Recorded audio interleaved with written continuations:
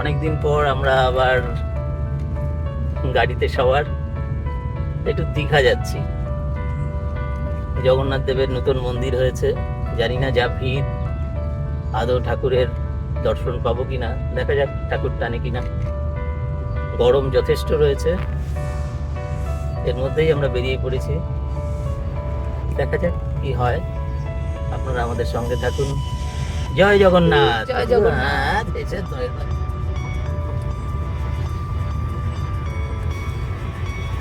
আমরা ধুলাগড় টোল প্লাজায় চলে এসেছি। দক্ষিণেশ্বর টোল প্লাজাটা আমরা স্কিপ করেছিলাম, এবার ধুলাগড় টোল প্লাজা। আমাদের যেতে হবে এখনো প্রায় আরো 160 কিলোমিটার। চলুন আমাদের সঙ্গে। আমরা নরঘাট ছেড়ে, এটা একটি ফ্লাইওভার, এটার উপর দিয়ে যাচ্ছি। আগে একটি খুব সুন্দর নদী আমরা পেরিয়ে এসেছি, নদীর পাশে ইটভাটা, চিমনি দিয়ে বেরোনো ভালো। তো আমাদের কাছাকাছি যে আমরা যাচ্ছি, এখানকার গাছপালাগুলো দেখতে এখন বোঝা যাচ্ছে প্রচুর নারকেল গাছ এখানে। আর ঝাউ গাছও কি দু একটা দেখলাম, কি জানি না। নারকেল এবং তাল গাছ বেশ কিছু চোখে পড়লো, এই দিকটাতে রয়েছে। আমরা এবার ডান দিক ঢুকে যাচ্ছি দীঘা, ওইদিকে চলে যাচ্ছে মেছেদা।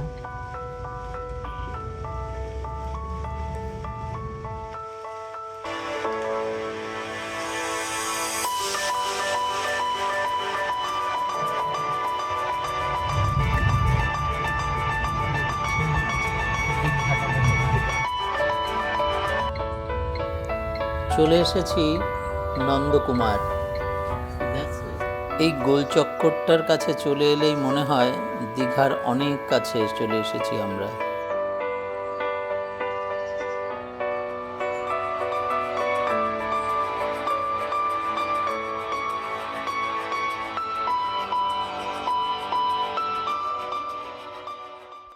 কৃষ্ণচূড়ায় চারদিক লাল, সাথে লাল পতাকাও রয়েছে।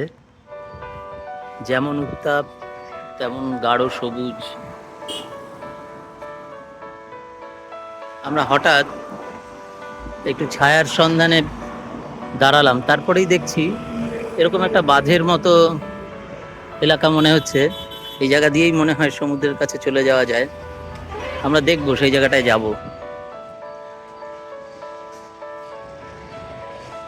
দেখি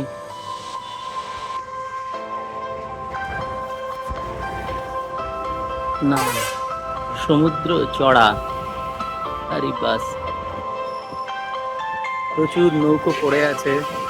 মনে হয় এই খাড়িগুলো ভর্তি হয়ে যায় বর্ষার সময়, তারপর এই নৌকোগুলোকে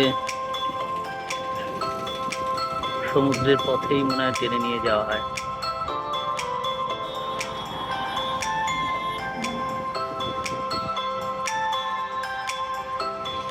আমরা বাঁধের উপরেই উঠে এসেছি, আর নিচ দিয়ে রাস্তা।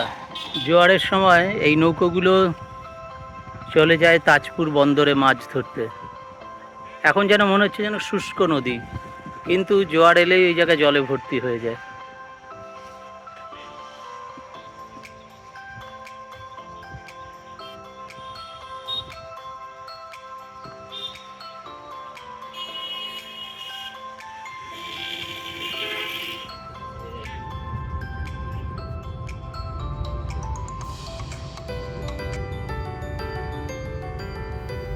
ওই যে দেখা যাচ্ছে দীঘার তোরণ আমাদের স্বাগত জানাচ্ছে।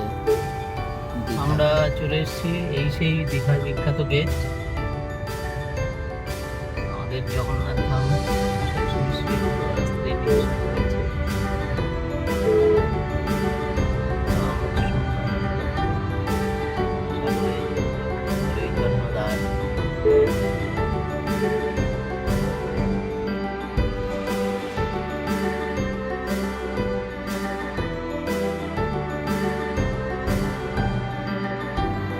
দীঘার জগন্নাথ ধামে আমরা প্রবেশ করে গেলাম। ডান দিকে আমাদের মন্দির, তার বিস্তীর্ণ এলাকা, তার পাশ দিয়ে আমরা যাচ্ছি। আমরা দীঘায় তৈরি হওয়া নতুন জগন্নাথ ধামের পাশ দিয়ে যাচ্ছি। এই যে ডান দিকে আমাদের বেশ সুন্দর লাগছে, এদিকে ঝাউ গাছ আর এদিকে মন্দির। রাত্রিবেলায় নিশ্চয়ই আলোতে আরো ভালো লাগে। এখন আগে হোটেলে যাব, তারপর একটু সমুদ্র স্নান, তারপর দুপুরের খাবার। এখন পর্যন্ত এটাই প্ল্যান। আমরা এই লিফট থেকে নেমে আমাদের রুমের দিকে যাচ্ছি। 207, বেশ বড় সড়ো খোলামেলা রুম।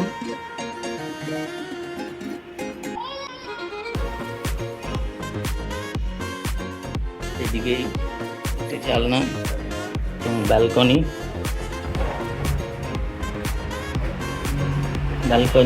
নেমেই রাস্তায় এদিকে প্রচুর হোটেল এখানে হয়ে গেছে। হোটেলের সুইমিং পুল,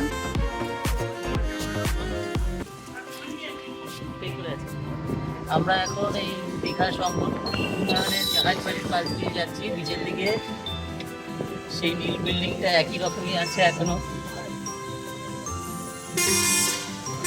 ভিড় যথেষ্ট আছে দীঘায়। দীঘা কফি হাউস এখানে, সে বসার সেই খাবার জায়গাটা।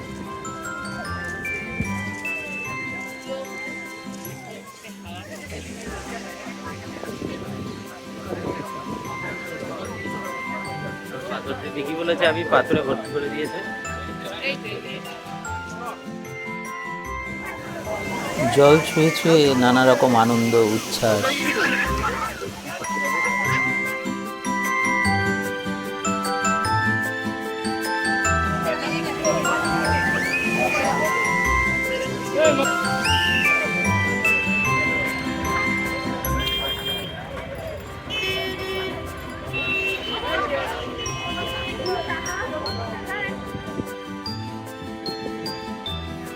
এই আলোকিত প্রমোত্তরীটিকে দেখলেই মনে হয় ওই গানটির কথা, ভেসে যায় আদরের নৌকো। সন্ধে নামতেই ঢেউসাগর যেন মেলার মাঠ, নানা রঙে রঙিন, আর সাথে সমুদ্রের উতল হাওয়া। ব্যাটারি চালিত শব্দহীন ট্রেন গাড়ি। বাচ্চারা দারুণ মজা পাবে। বিকেল থেকে সন্ধে কাটানোর চমৎকার জায়গা। ইচ্ছে হলেই উঁকি মেরে সমুদ্র দেখে নেওয়া যায় এখান থেকে। আর আগেই বললাম, ভারী এলোমেলো নোনা হাওয়া আপনার শরীর ছুঁয়ে থাকবে সারাক্ষণ। পূর্ণিমার চাঁদ আর হাওয়ায় দোলানো ঝাউ গাছ ছিল আমাদের মাথার ওপর। চোখ চলে যাচ্ছিল বারবার সেখানেই।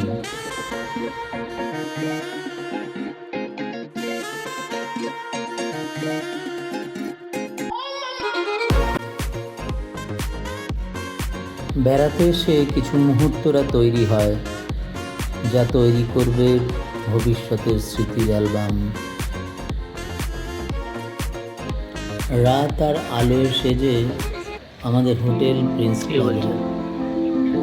সকাল সকাল বেরিয়ে পড়েছি মোহনায় যাব বলে। পুরনো দীঘার সৈকত খুব সুন্দর করে সাজানো। রাস্তা থেকে দেখা যাচ্ছে তার অপরূপ সৌন্দর্য।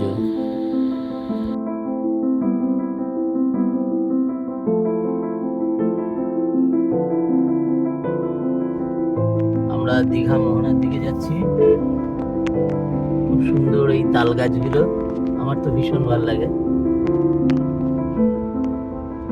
এটা দীঘার মেরিন ড্রাইভ, এটা খুব সুন্দর ড্রাইভওয়ে, চমৎকার লাগে গাড়ি চালাতে। আর পাশ দিয়ে বয়ে যাচ্ছে সমুদ্র।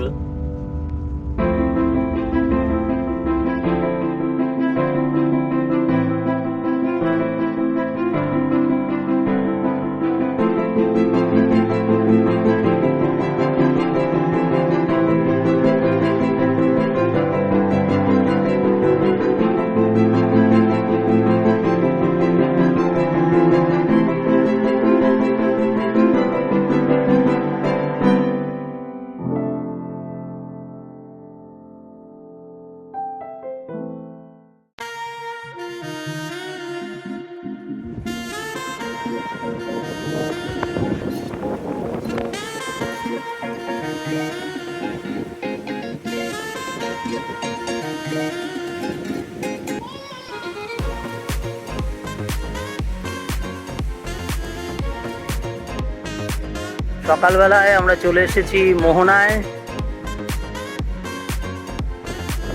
অদ্ভুত সুন্দর লাগে এরকম জায়গায় এসে দাঁড়ালে, আর মনে হয় কোন ছবি তুলবো আর কোন ছবি তুলবো না।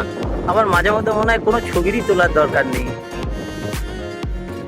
পুরোটাই অনুভবে মনে হয় সুখে। এই ঢেউ এসে পা ছুঁয়ে যাবে আমাদের, এর জন্যই তো সমুদ্রের কাছে আসা।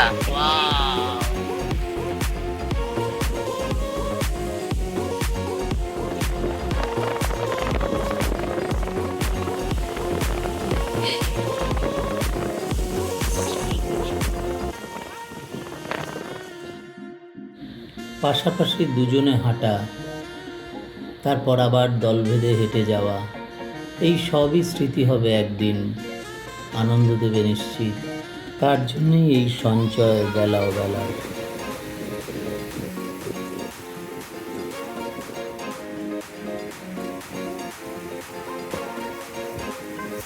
সমুদ্র সৈকতে এই হাঁটতে শেখার হাতে খড়ির ছবি না তুলে পারলাম না।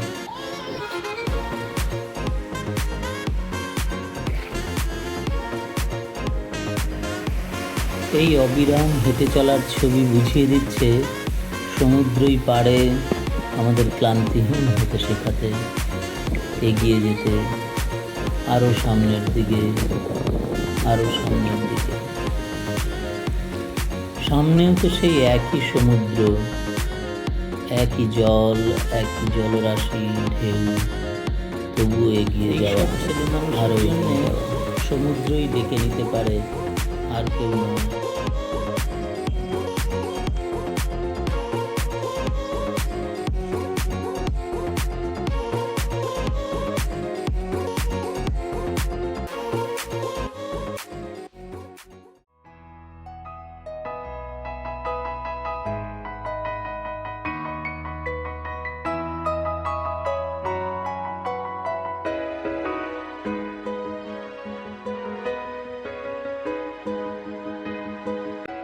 মন্দিরে পুজো দেওয়ার দীর্ঘ লাইন পড়ে গিয়েছে।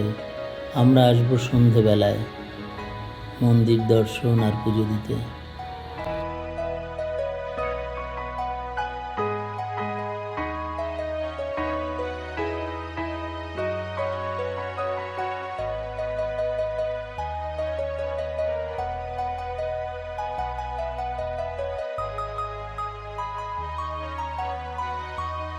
এই যে জাহাজ বাড়ির পাশ দিয়ে আমরা এখন স্নান করতে যাচ্ছি।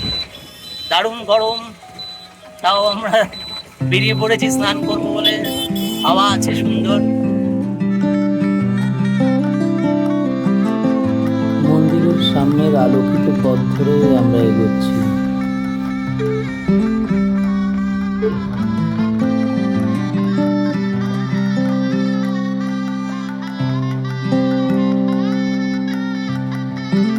আলোর মালায় সেজে উঠেছে মন্দির। আমরা এবার 6 নম্বর গেট দিয়ে ঢুকে পার্কিংয়ে গাড়ি রেখে মন্দির দর্শনে যাচ্ছি। সামনেই পুজোর ডালা পাওয়া যাচ্ছে 100 টাকা করে, সেখান থেকেই আমরা পুজোর ডালা নিয়ে নিয়েছি। এবার ঢুকে যাচ্ছি মন্দিরের ভেতর।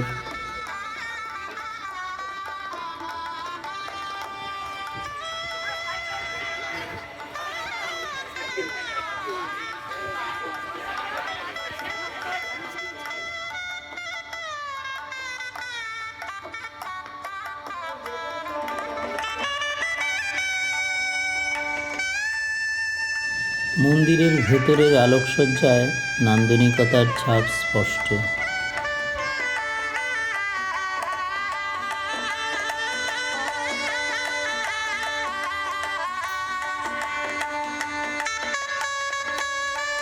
জগন্নাথ দেব ও তার ভাই বোনেদের ছবি বন্দি করতে ভক্তদের আলোকিত মোবাইলের পর্দা যেন নীল প্রদীপের অঞ্জলি হয়ে জ্বলে উঠেছে।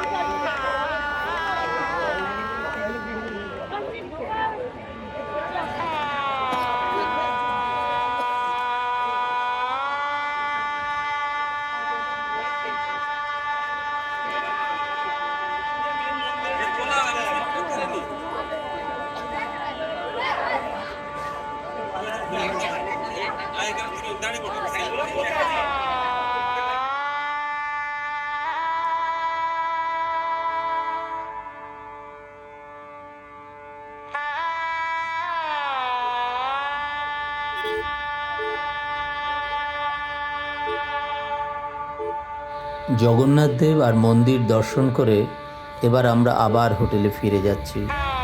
আবার সেই আরেকবার আলোর মালার বর্তিকা ভেদ করে আমরা হোটেলের পথে। আর যেতে যেতে আরেকবারও দেখে নেওয়া আলোকিত এই মন্দিরকে। সকালের ঘুম ভাঙানো পাখির শীষ শোনা যাচ্ছে সমুদ্র তীরেও।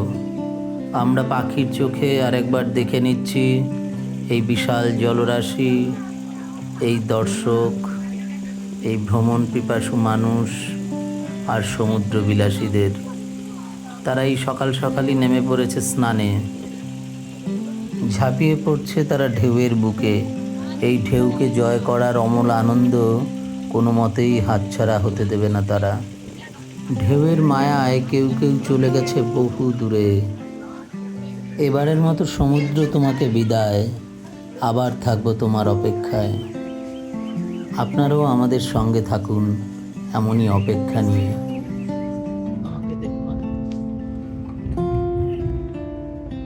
দুদিনের দীঘা ভ্রমণ শেষে ফিরে যাচ্ছি। এই যে একটা ব্রিজ পার হয়ে যাচ্ছে, আর মনে হয় যেন আরো বাড়ির কাছাকাছি গন্তব্যে পৌঁছে যাব।